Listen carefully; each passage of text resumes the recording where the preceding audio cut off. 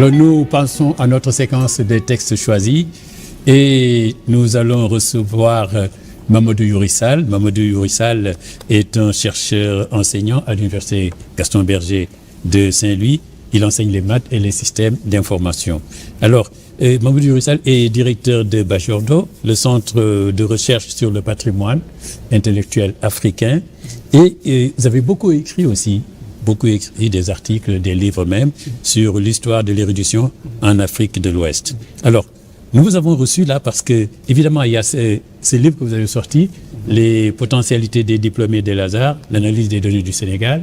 Donc, vous mettez en avant l'enseignement arabo-islamique, n'est-ce pas, au niveau supérieur, université, et surtout parce que ça vous inspire ce projet d'université du Fouta, et un projet qui est bien dans votre action de valoriser justement l'érudition en Afrique de l'Ouest. Alors, c'est un projet qui a été sérieusement préparé parce que le 22 mai dernier s'est tenu le congrès à Tulone, le 28 mai précisément, Tulone qui est symbolique parce que Tulone a été la capitale politique et scientifique du Fouta.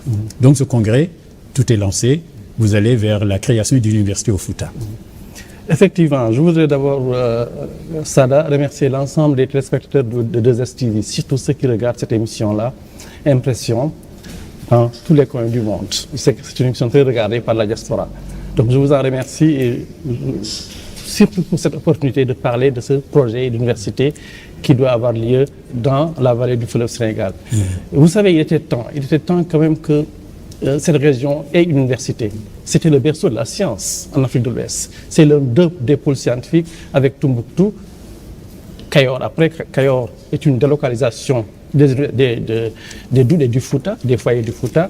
Mais Fouta était vraiment un point focal de tout ce qui est science en Afrique de l'Ouest avec Tombouctou. Donc, ce projet était très attendu jusqu'à ce que le président fasse une tournée dans la vallée l'année passée. Le 15 mai, il déclare qu'il y aura une université à Matam qui ouvrira ses portes en 2024. Cela fait 1 an déjà. Donc, les Sandadji du Fouta, ce sont les universitaires des foyers d'enseignement islamique, se sont réunis à Tilogne, comme vous l'avez dit, pour échanger sur l'éducation et la culture dans la vallée et pour parler de ce projet-là, en disant que c'est une opportunité. C'est une opportunité pour vraiment ouvrir l'offre académique à tous les jeunes Sénégalais, à tous ceux qui veulent pousser leur formation supérieure ici au Sénégal sans être obligés de s'expatrier. Parce que c'est le cas de ceux qui font les foyers d'enseignement islamique. Ils sont obligés de quitter le pays pour se former au niveau supérieur. Il n'y a pas une offre ici. L'offre est pour le système officiel, ceux qui fréquentent les lycées. Mais ce n'est pas pour ceux qui fréquentent le système classique qui est là depuis 1000 ans ou bien plus de 1000 ans. Voilà. C'était ça. C'est pour ça que j'ai essayé de présenter ceux qui quittent ce pays-là et qui vont en Égypte, qui se forment à El Azhar. Ce sont des milliers qui se forment. Vers les années 2003, on trouvait 600 Sénégalais, jeunes Sénégalais à El Azhar. C'est la première université des Sénégalais offerte. Sur le plan historique, c'est la première université parce que les Sénégalais fréquentaient cette université avant qu'on ait une université ici.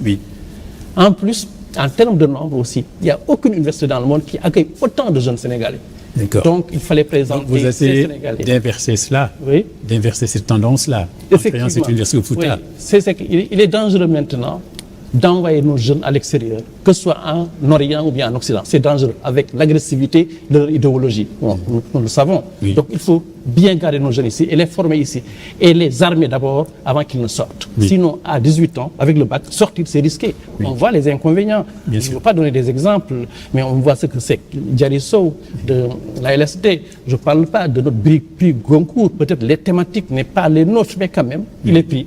Mais en tout cas, la société n'accueille pas très bien ce que ces gosses-là font après leur sortie. Donc, vaut mieux garder notre cohésion sociale, notre entente sociale avec nos enfants, avec nos frères, avant qu'ils ne sortent, qu'ils soient vraiment imbus de nos valeurs et de tout ce que nous connaissons. Voilà.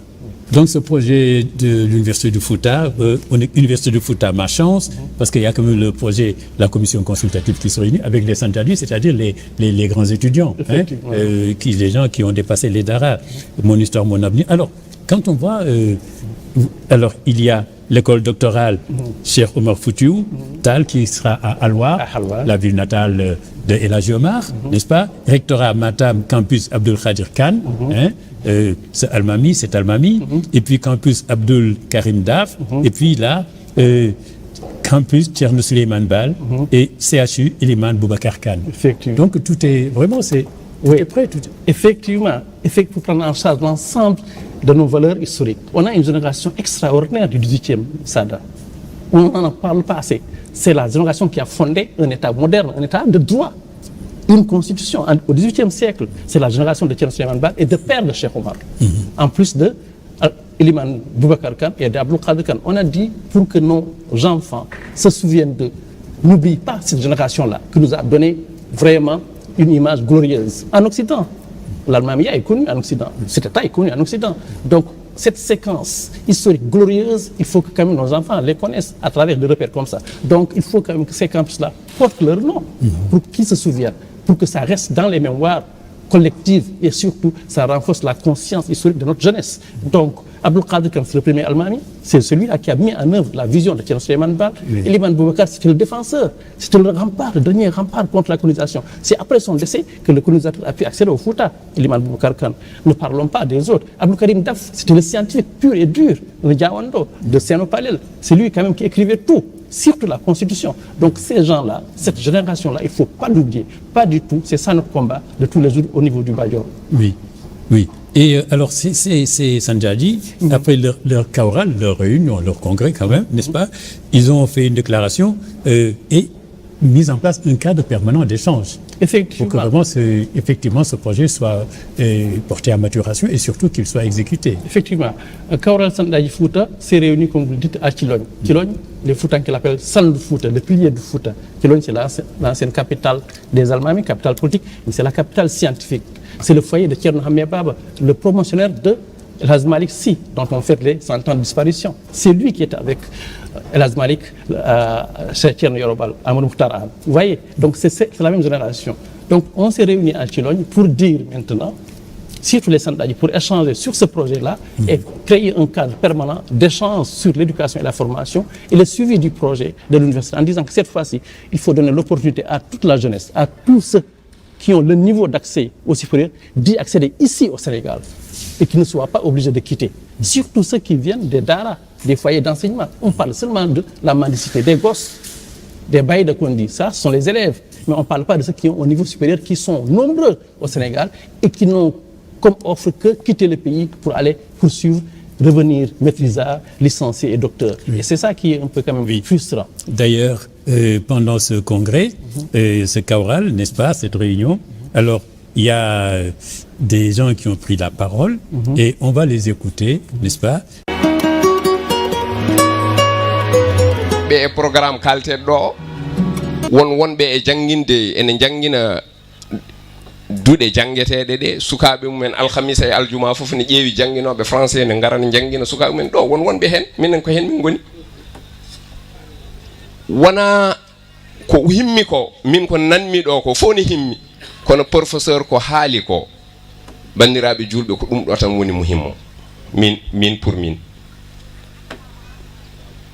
holno mbaɗirten feere ha laamuji ɗi qirro ko gonɗen ko so qirragol dañama heftinede heɓama hankadi ne mba sikki ala ko heddi sabu wona dañɓe licence uji français ji ɓe fof guuri hen so en mbi enen en guurani e ko jangeten ko elle ne waɗi elle min pour min mi yaadani e gon miijo enen kay eɗen guuri hen no foti ɓe jiyatani mbaɗa hewɓe ɗo birtiɗa ata ene ammira e guure he fof jooɗiɓe dammude galleji en mbaɗa hata ɓe ko joom licence uji en enen eɗen jaɓa remoyde eɗen jaɓa wadde guese eɗen jaɓa wadde beccek eɗen jaɓa yeyde coccorɗe caggal nde dañƴen kafa amen gandal ha gasi eɗen jaɓa waɗoyde ɗum heddiɓe hayso dañi ɗum jaɓata waɗoyde ɗum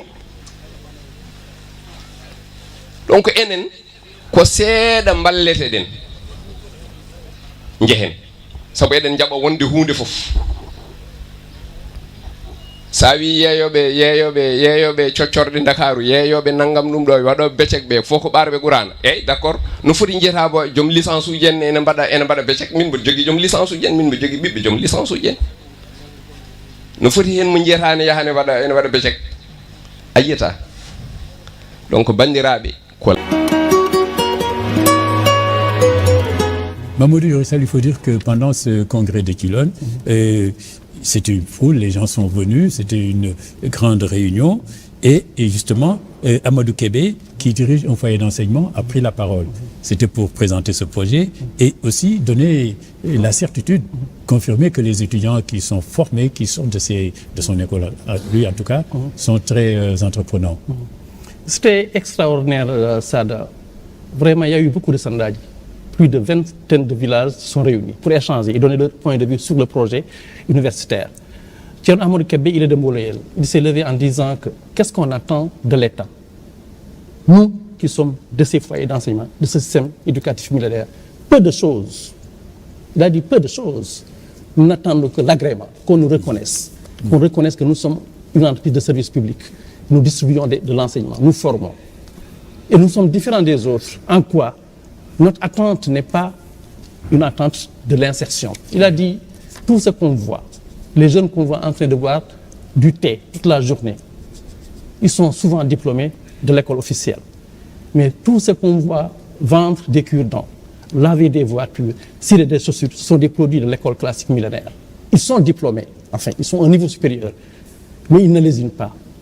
Ils ne refutent aucun travail. Ils sont entreprenants, ils acceptent tous les travaux. Voilà la différence. Il a dit, on nous dit, oui, vous êtes incapables, mais nous n'attendons rien de l'État, ni un emploi, ni de l'insertion, mais nous voulons accéder au savoir pour le savoir, et nous allons nous donner les moyens de vivre sans attendre rien de l'État. Même pas un emploi. Ce n'est pas les autres qui passent le temps à attendre, à boire du thé pour avoir de l'emploi. Vous voyez la différence. Ça, c'est Amadou Kébé de Mboloyel. Il y a aussi un autre, on va l'écouter, qui a pris la parole, un autre orateur. Il s'agit de l'imam Abdul Karim Watt. Lui, il dit tout de suite, tout de go, qu'il est opposé à l'enseignement tel que donné dans ces instituts franco-arabes. Il dit justement, mais ces étudiants, il est d'accord qu'ils soient ouverts dans l'apprentissage de toutes les langues, mais que la base soit gardée. La base, c'est-à-dire dans la culture, la culture arabo-islamique. Que ça soit la base à partir de laquelle on peut greffer d'autres cultures. Wana kidi critique di ko wana noko ala ko nyantude golle de ha ɓeydo nyantade yaade jamanu minen gaado min kodi to wadi sa goto manda ko Issa ide manda wiite ni ebe ngari to galle men to e mbi minen min jidi ko janginde dudal mangal demgal dimmal min kangal woni e mbi français mbi mu dimgal jarani onon toddunomi tawi ko anglais tawi ko pular be hebli dum sab suka be ne dabbi dum min nanindiri cuubi mi fodde capande naya ha yetti capande joy almudu e be cuubini mi janginowo ka kambe njobata dum te ko neddo mo ganda professionnel baawdo golle de ne feewi ene jaa nokku min ne wiye ngawle en ari duya don e galle woni weekend tan hotata galle mum en jangina sukaabe min goni hen ko jangata hen o duubi nayi em jangi dum koy duubi didi sukaabe gote mabbe fof dañi certificat mudum min ji hen beydare joni non jokkondirmi e fedde den ari don wiimi cerno wonko jidmi namnademo mbela minen so min jamri sukaabe beedo yo nawetoyi école français nizami da aljaba yo mi ala mi jabata sabe beedo ko desdal gal Allah resndimi jignaabe tottimi almumbe be ko badami ko do mi waynaaki dum hay goto ki initiative tan be dandi min komi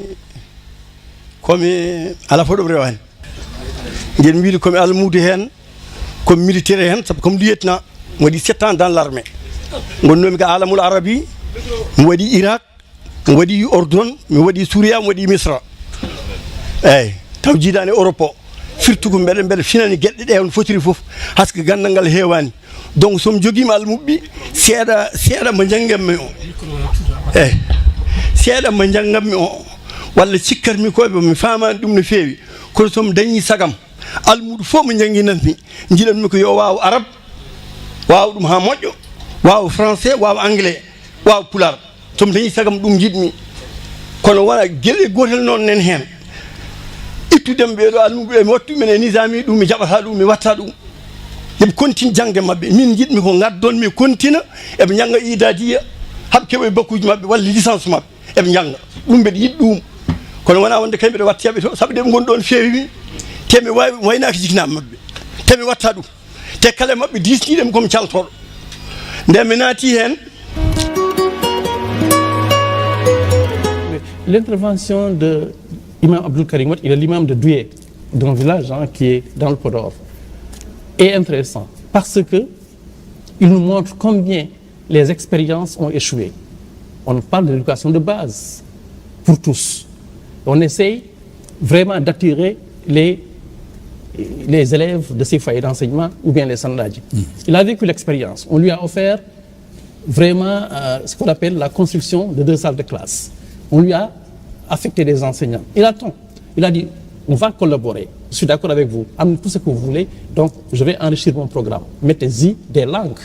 Mettez-y le français. Je suis d'accord. Ils vont continuer à apprendre l'éducation islamique. Mais mettez-y le français, les mathématiques si vous voulez. Nous sommes d'accord. Ils l'ont accompagné jusqu'au certificat d'études. Et tous les gosses ont réussi au niveau du certificat. On lui a proposé de reverser tous ces gosses-là au collège de l'école officielle. Il a dit, niet. Si vous voulez rester avec moi, continuez à m'accompagner pour que mes gosses aient le niveau de BFM. Mais il n'est pas question qu'ils quittent parce que les parents ont confiance en moi et Dieu a eu confiance en moi. Donc, c'est une confiance de Dieu et des parents qui m'ont confié ces gosses-là. Ce n'est pas un État qui va les enlever. Si vous voulez continuer à m'accompagner jusqu'au niveau supérieur, mais pas prendre mes enfants et les reverser à l'école officielle. Jamais de la vie. Voilà l'expérience. Et c'est ça qu'on court. C'est pour ça que les gens là ont la résistance, comme on dit, la réticence d'accéder. Parce qu'ils n'ont pas adhéré à cette école officielle. Il ne faut pas les forcer par des contournements, des offres de construction de classe et d'affectation d'enseignants. Non, il faut travailler avec eux, leur laisser l'initiative et voir ce qu'ils veulent. Au lieu d'aller quitter le pays pour aller se former ailleurs, mais il faut leur offrir ce qu'ils vont rechercher ailleurs. On peut le faire ici. Ce qu'ils ont trouvé à El-Azhar, moi je suis passé en Égypte, on peut le trouver ici. On peut leur offrir ça ici et qu'ils restent ici en sécurité sans qu'il y ait risque de détournement et de déviation idéologique. Alors, vous êtes venu à cette émission, Mamadou Youri, pas seulement pour parler de ce projet d'université du Fouta, mais aussi ces potentialités des diplômés d'Al-Azhar. Les Sénégalais, nous en parlerons dans une autre émission. Je prends l'engagement ici que nous ferons une émission, l'entretien pour en parler. Et justement, c'est pour que les Sénégalais n'aient plus besoin d'aller se former en Égypte que vous voulez donner cet enseignement ici avec cette université.